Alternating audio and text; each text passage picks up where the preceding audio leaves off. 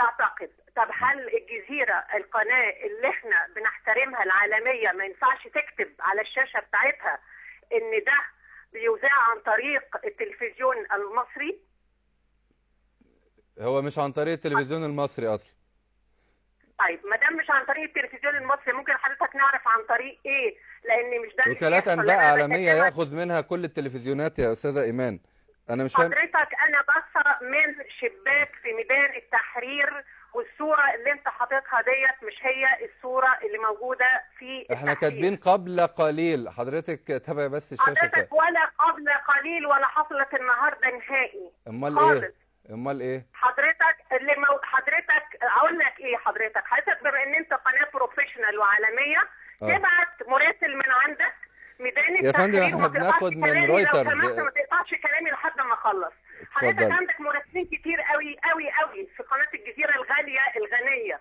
تمام. تروح توصل لحد ميدان التحرير، واي مراسل من عندك يفتح معاك موبايل ب10 ساعة ويعمل لك مكالمة ويقول لك مين موجود في ميدان التحرير، علشان احنا بنصدقه، احنا بنحب قناة الجزيرة. قول لنا طيب مين موجود؟ حضرتك انا عصبيتي دلوقتي وانا بكلمك مش علشان خاطر اللي موجودين. على فكرة الشعب المصري كله عارف ان اللي موجود في ميدان التحرير عبارة عن يا حرام عساكر نزلوهم من شوية بالاتوبيسات على شوية بلطجية موجودين في ميدان التحرير.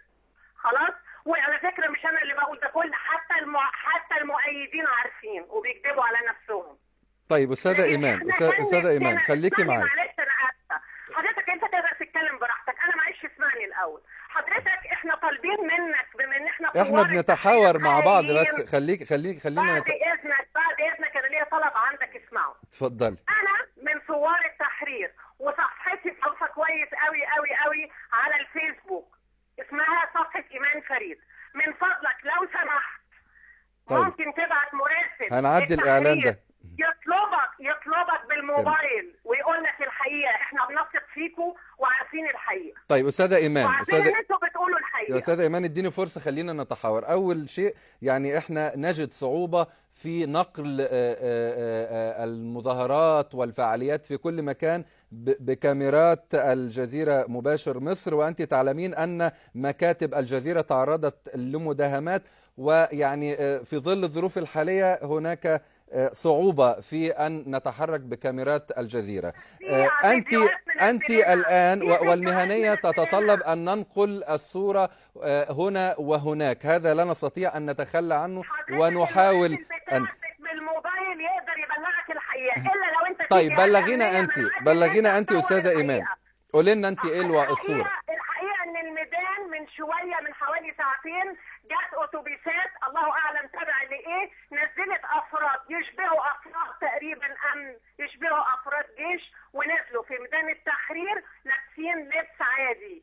واللي كان موجود اساسا شويه بلطجيه على شويه ناس من اللي بيدفعوا لهم فلوس، وبنشوف الفلوس ديت، وفي فيديوهات على فكره متصوره نازله للناس دي وهي قابضه فلوس موجوده على الفيسبوك، وانتوا عارفين كده كويس بتتوزع. خلاص. هي دي الناس اللي كانت موجوده. الحد اللي كان في 30 على فكره كل الناس عارفه ان دول اهالي ضباط الشرطه واهالي العساكر بتوع الجيش، وان دول اخواننا في مصر وشركائنا في مصر كانوا حاملين حشد كويس جدا، ربنا يبارك لهم. هم بيعرفوا على فكره عن الحشد لما بيعوزوا، فكانوا عاملين حشد.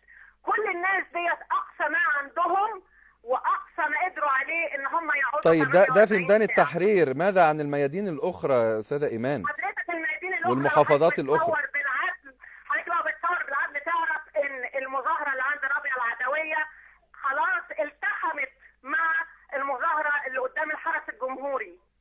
فعليك ان تتخيل حضرتك مساحه الناس قد ايه هناك، مش هنعد. حاجه ثانيه، في عندك قدام ميدان النهضه قدام جامعه القاهره في مظاهره، في عندك في كل الميادين، في عندك في اسكندريه هنا مظاهره اتمنعت ان هي توصل لسيدي جابر. خلاص. في عند مصر كلها مظاهرات، بس ممنوع ان هي تتذاع. انا عايزه اقول بس الناس اللي الثوار اللي كانوا بيتريقوا على قنوات الفلول، انا مش هذكر اسماء، بس اللي كانوا بيتريقوا على قنوات الفلول ايام ما كانت بتنقل عنا واحنا في التحرير كلام كذب، دلوقتي بقى بيحبوا قنوات الفلول. انا مستغربه. شكرا جزيلا. اللي كانوا انا اشكرك. اتفضلي.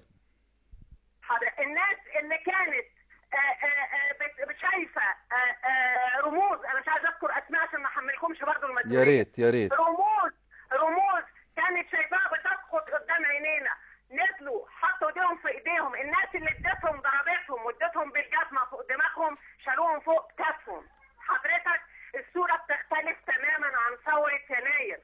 ثوره يناير ما تحضر لهاش، لكن يوم 30 اتحضر له. ما فيش ثوره الناس بتقعد تحضر لها وتحشد لها. حضرتك احنا بنفهم مش ما بنفهمش.